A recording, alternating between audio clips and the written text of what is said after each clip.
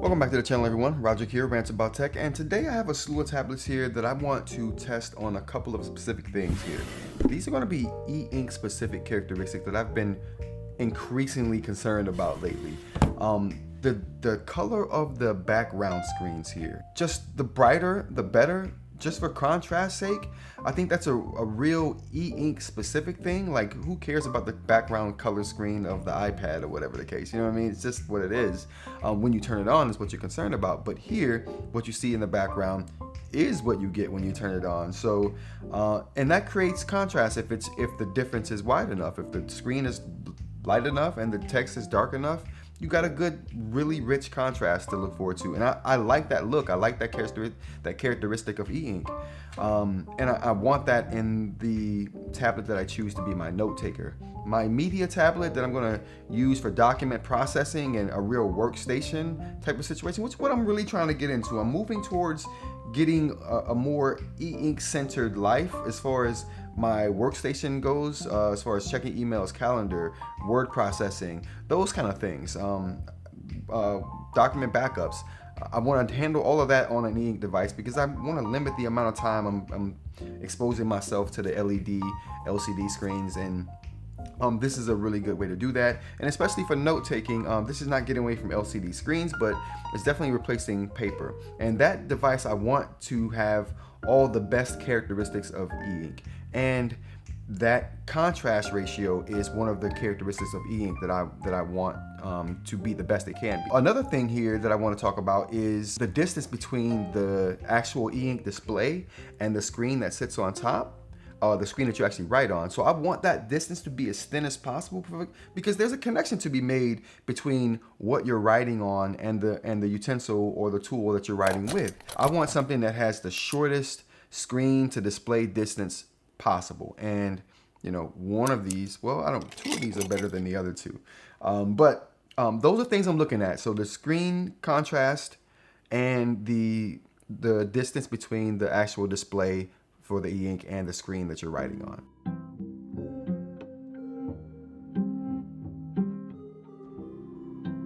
All right, so the first thing I want to check out is test how far the actual screen is that you're writing on from the display that the e-ink shows up on underneath. And one way that I've decided to test that, because I don't have any way of doing that, Voya is the only guy I know that can test that with some kind of tool, because he has a really scientific way of doing this.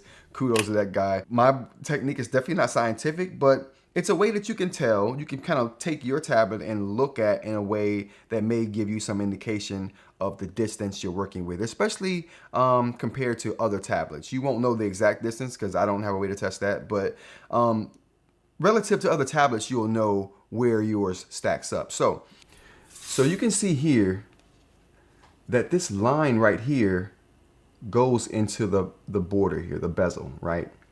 Now, if you look closely at that line, you won't see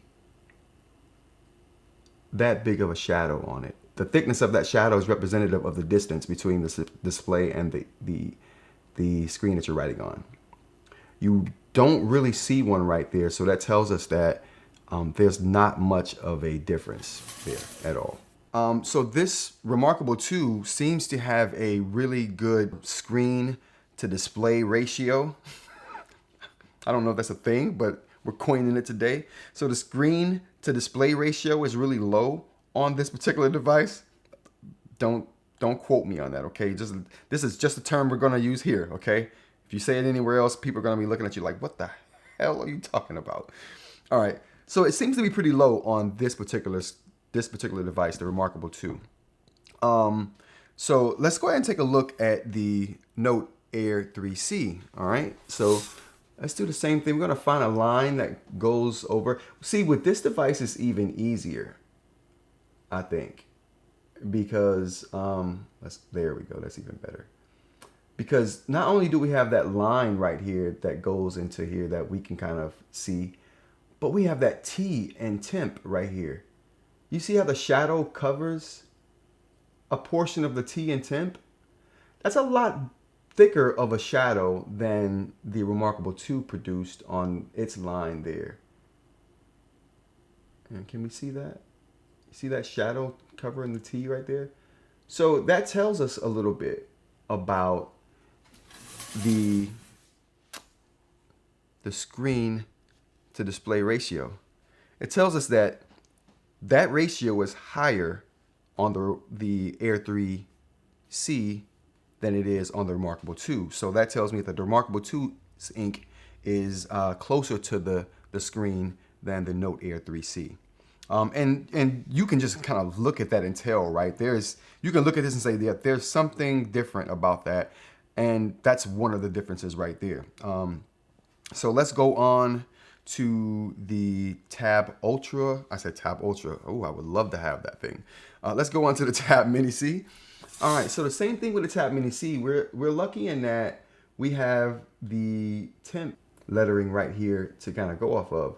And you can see on the Tab Mini C, the T is almost entirely covered by the shadow. Whereas on the Note Air 3C, only a small portion of the T was covered by the shadow.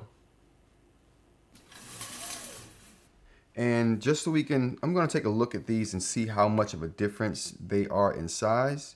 There's a little bit of a size difference, but you can tell that that shadow is a lot bigger than the shadow on the Note Air 3C. From firsthand visuals of this, you can just visually tell that the screen on the Tab Mini C is inset further into the device, or not the screen, but the display is inset further in the device than on the Note Air 3C. You can just visually tell that, but that shadow there is a telltale sign for sure. All right, so the last device we got to look at this particular thing is going to be the Supernote A6X2. Yeah. So what we don't have any elements that are brushing up against the bezel too much on this, other than on this side over here where the quick menu is. We have these lines here. Let me see if we can get that. I'm gonna see if I can get that UI element over to the other side there. Now we have these gestures on the same side here, and we can judge these lines based off the same kind of criteria. I still maintain that you can't see the shadows over here. If there is one, it's a really faint one on the bezel here. So there is a distance, right? Because it's just physics, there has to be a difference, but it is very minimal. So I would say the screen to display ratio on the A6X2 would be a lot better than both of the Boox devices. I don't know if it's better than the Remarkable 2 though. Yeah, I don't see a discernible difference. So I think these two devices, the Remarkable 2 and the Supernote, are very similar, if not the same in that respect. The Note Air 3C is just below those two devices, and the Tab Mini C is the worst when it comes to that situation. And from what I understand, they use the same type of setup and screen on the Nova devices. I was hoping they had a rougher screen like the Note series of devices, but sadly, I guess the Novas have the slicker screen, and I really had high hopes for that Nova Air 2. I wanted to get that in here and test it, but I've got no need for a small note taker that doesn't have a paper-like screen. That's crazy. Let's go on to the next part of this experiment, which is the screen brightness. And this is not really an experiment, but more of we're just gonna see who has the brightest screen. Something I just noticed with the Remarkable 2, you can go outside the border and still capture something. You can't do that on the Boox devices. It'll like think like, what the hell, what's going on? What did you just do? I don't know about. Let's see. I got a button on here. Oh, never mind. I debunked myself just now. We'll move on. The next thing I wanted to look at is the screen brightness for these devices, and just to take a look at how they stack up against each other, because like I said, that screen brightness creates contrast. And from what it looks like right here, let's go ahead and see if we can get all of these in focus here. And from what it looks like, all of these particular devices have different shades, right? And I'm going to go ahead and organize these from my perspective, which ones have a lighter screen to darker. So we're going to go lightest to darkest. And in my opinion, the Remarkable 2 has the lightest screen. We're going to keep that right there. And we're going to take the Supernote and put that right there as the next one. And then we're going to take, that's crazy. It's so crazy because they're two different colors right here. But I think one is indeed brighter than the other one. The screen just looks brighter, right? On this device. I wouldn't say it helps me. I wouldn't say it helps contrast, to be honest with you. But it definitely looks brighter, right? Am I getting that wrong? What do you guys think? Put it in the comments. Which one of these devices look brighter to you as far as the background screen? The Tab Mini C or the Note Air 3C? I mean, I don't think there's any debate about these two right here. The Remarkable 2 has the brightest screen. Slightly below that is the Supernote, but I think this is a toss-up just because of the different colors. These are both gray, but this is like a greenish color, and this is like a pinkish color. It's very, very odd. But yeah, so that's where they stack up to me. I think, you know, if I were to pick one for that reason only, it would definitely be the Remarkable 2.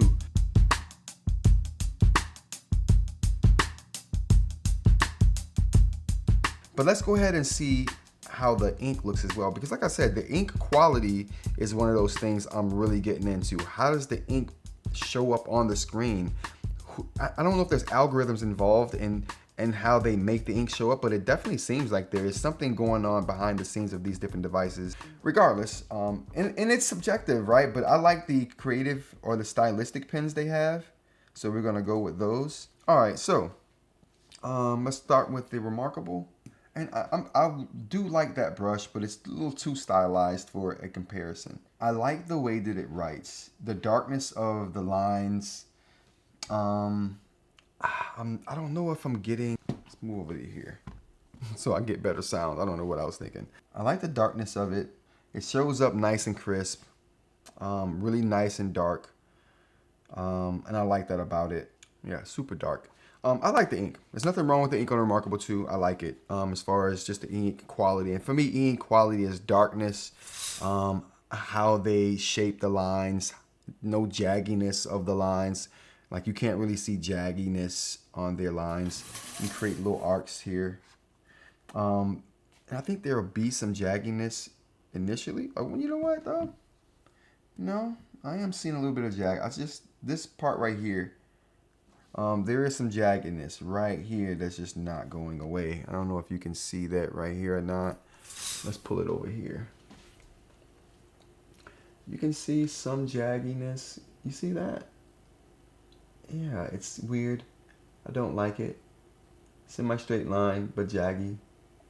But I do like the darkness. All right, let's go on to the Supernote. What's the next in the line here? I already have this like I want it pretty much. That's something I don't like. It thinks that I'm trying to do the selection tool sometimes when I'm writing if my palm is on there. This thing definitely needs better palm rejection for sure. And it does it a lot too. I love the way this thing writes though. Yeah, so let's try that line situation again. You see there? Just because of the palm rejection could be better. It thought that I was trying to do a selection. Anyway, again. Wow, why? All right, let's take a look.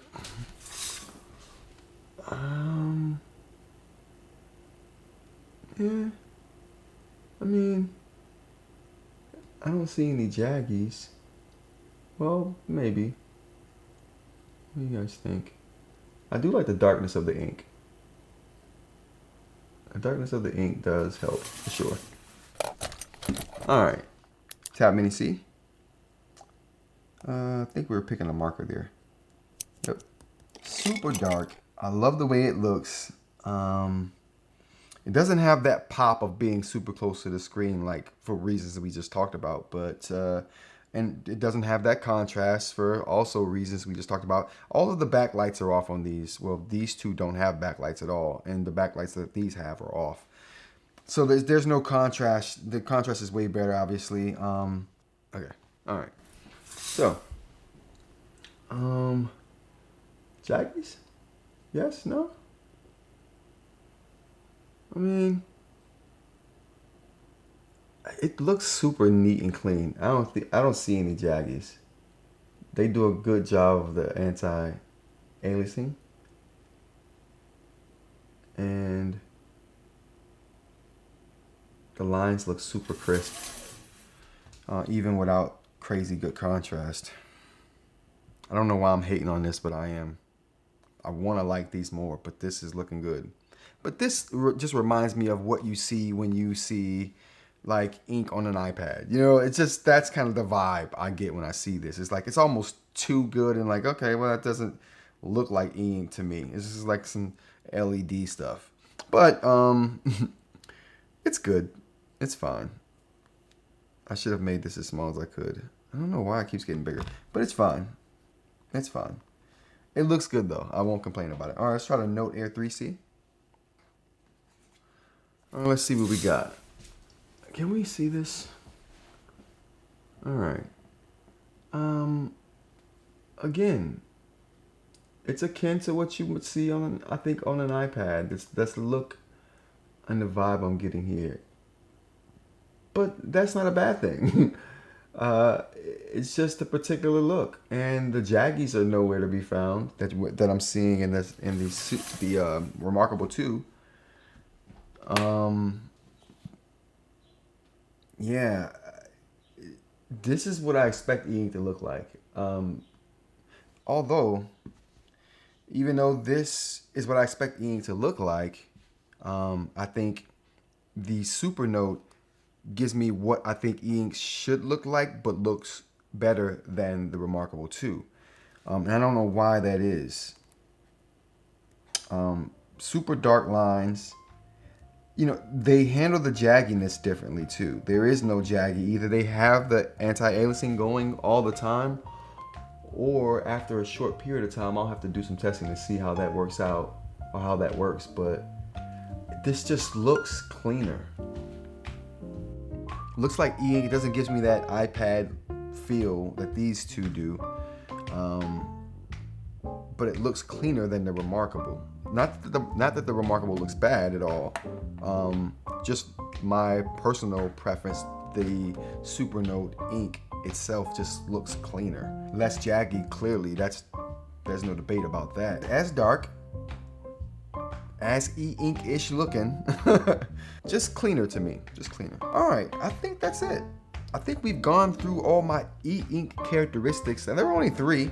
Quality of the eInk, how close the ink is to the screen, and the background contrast. So I hope this helps you as much as it helped me. I definitely came away with some better understanding of where these things stack up against each other. But if those things mean something to you, now you are armed with that information as well. And I hope it helps and you found some value in this. All right, you guys, until next time, see you then. Take care.